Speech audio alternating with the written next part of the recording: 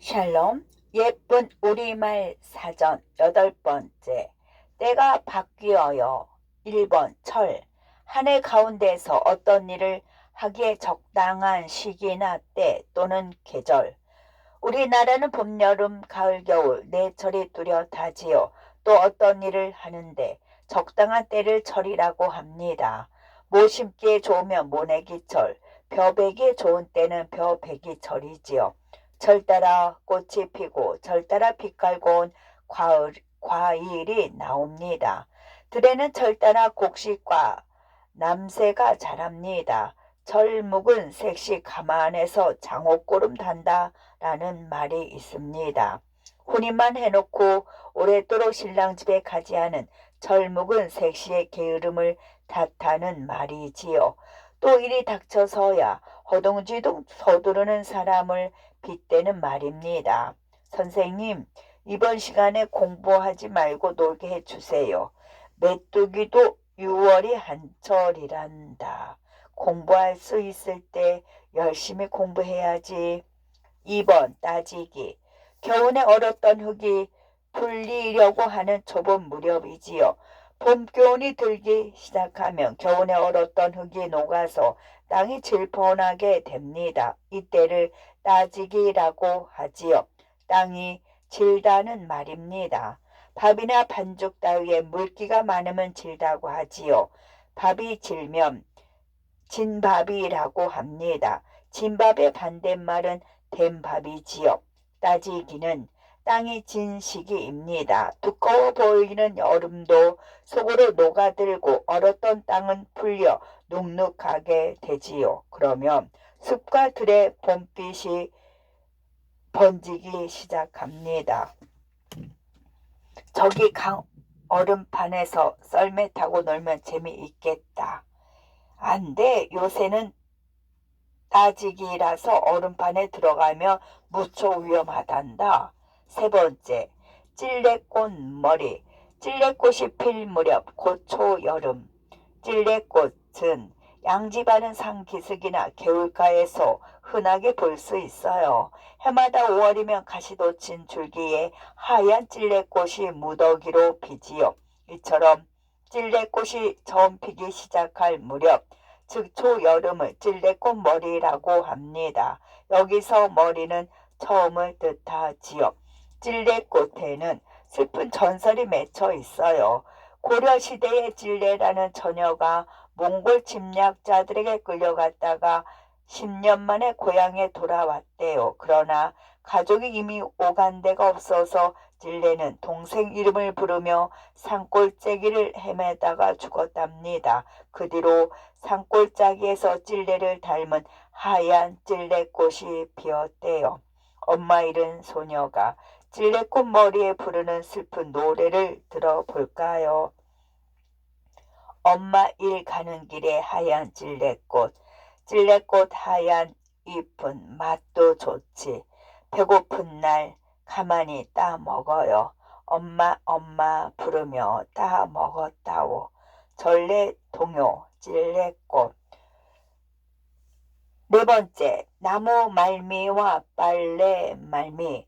나무 말미는 장마 중에 날이 잠깐 개어서 풋나무를 말릴 만한 겨를, 빨래 말리는 장마 때 빨래를 말릴 만큼 잠깐 해가 드는 겨를. 우리나라는 초여름에 비가 많이 내립니다. 한 달 가까이 장마가 이어지기도 해요. 그럴 때는 햇볕 구경하기가 어렵습니다. 넬나무 말릴 틈도 없고 빨래 말릴 겨를도 없지요. 하지만 아무리 끈질긴 장마철이라도 중간에 한 곁쯤 바짝 햇볕이 드는 때가 있어요. 지루한 장마철 잠깐 드는 햇볕에 눅눅한 이불이나 옷가지 따위를 말리는 때가 빨래 말미입니다. 또 젖은 풋나무를 말릴 만한 때를 나무 말미라고 하지요. 말미는 바쁜 틈에 다른 일을 빌미로 얻은 짧은 시간을 말합니다. 무언가로 말미암아 얻은 겨를이지요. 이번 장마는 아주 끈질기네. 나무 말미도 없이 날마다 비가 내리니 빨래 말미도 없어 집안에 온통 지린내가 진동을 하네요. 5번째, 찬바람머리. 아침 저녁으로 찬바람이 불어오는 늦가을이지요.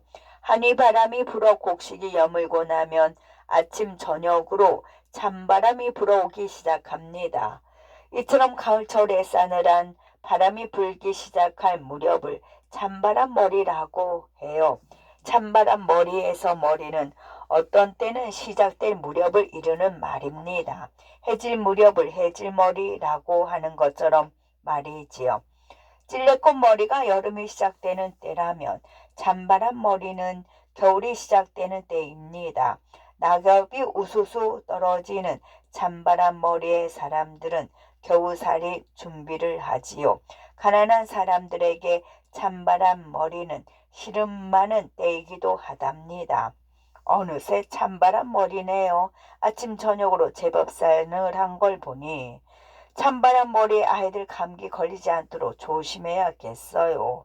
6번째, 서리 가을. 서리가 내리는 늦가을. 서리 가을은 논두렁에 줄지어선 볏짚 더미에 하얀 서리가 내려앉은 때입니다. 또 밭에 남은 남새도 서리를 맞아 시들해지는 때이지요. 서리 가을에 가난한 백성들은 보릿고개에 빌려먹은 곡식에 눈덩이처럼 불어난 길미를 더하여 갚아야 합니다. 그러다 보면 또 곳간이 텅텅 비겠지요.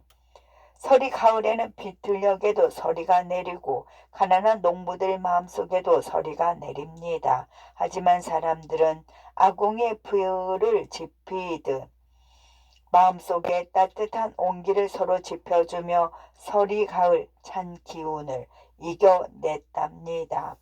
서리 가을이라서 텃밭에 배추도 힘이 없구나. 서리가 더 내리기 전에 김장을 해야겠네요.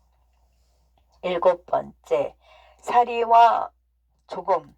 사리는 한 달 가운데 바닷물이 가장 높은 때, 조금은 한 달 가운데 바닷물이 가장 낮은 때. 바닷물은 하루에 2번씩 높아졌다 낮아졌다 합니다. 밀물과 썰물이 격금 내기로 들고 나는 것이지요. 그런데 음력 보름 15일과 금음 30일에는 밀물이 가장 높이 든답니다. 그때를 사리라고 하지요. 사리는 한 사리의 준말입니다. 사리에는 갯벌이 잘 드러나지 않아요. 음력 8일경과 23일경은 민물이 낮게 들어오고 썰물은 멀리 나갑니다. 이런 때를 조금이라고 하지요. 조금에는 바닷물이 높지 않아서 갯벌이 넓게 드러납니다. 그리고 조금 때는 날씨가 굳은 경우가 많답니다. 그런 것을 일러 조금치라고 해요. 아빠, 내일 주말이니까 바닷가로 갯벌 체험하러 가요. 내일은 음력 1일이라서 살이 떼구나. 다음 주말이 조금이니까 그때 가도록 하자. 8번째, 한곁과 해껏. 한곁은 한나절의 2분의 1, 곧 반나절 낮에 한때, 해껏은 해가 질 때까지. 해가 떴다가 지는 동안을 둘로 나눈 것 중 하나가 한나절입니다. 또 한나절의 절반은 반나절이며 그 반나절이 곧 한곁이지요. 하루 낮 시간을 보통 12시간으로 보면 한나절은 대략 6시간이고 한곁은 3시간이 됩니다. 흔히 낮의 한때를 가리켜 한곁이라고도 하지요.